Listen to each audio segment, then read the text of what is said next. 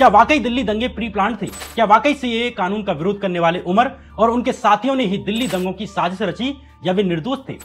दिल्ली दंगों से पहले की गई उस कथित मीटिंग का सच क्या है?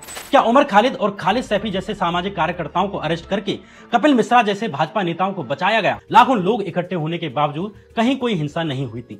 लेकिन सीएए एनआरसी के खिलाफ चल रहे इन शांतिपूर्ण प्रदर्शनों को न सरकार जारी रहने देना चाहती थी, न उसके समर्थक। इसी बीच ट्रंप के दौरे से एक दिन पहले ही यानी 23 फरवरी के दिन दिल्ली भाजपा के नेता कपिल मिश्रा ने दोपहर 1:22 पर एक ट्वीट करते हुए लोगों से ठीक 3 बजे इकट्ठा होने की अपील की। कपिल मिश्रा ने कहा कि जाफराबाद के जवाब में सड़क पर उतरना जरूरी हो गया है। यहां बताना जरूरी है कि शाहीनबाग की तरह ही दिल्ली के जाफराबाद में भी एंटी सीएए एनआरसी प्रोटेस्ट हो रहे थे।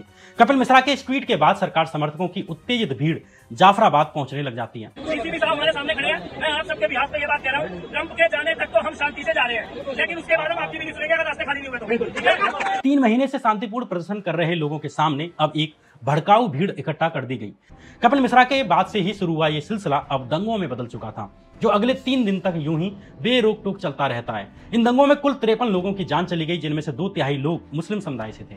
कुल मिलाकर दिल्ली पुलिस के ही आंकड़े कहते हैं कि इन दंगों में 77% मृतक मुस्लिम समुदाय से आते थे। दिल्ली पुलिस के ही द्वारा जारी किए गए दुकानों और मकानों के आंकड़े कहते हैं कि करीब 80% मुस्लिम समुदाय के लोगों की दुकानें और मकान थे।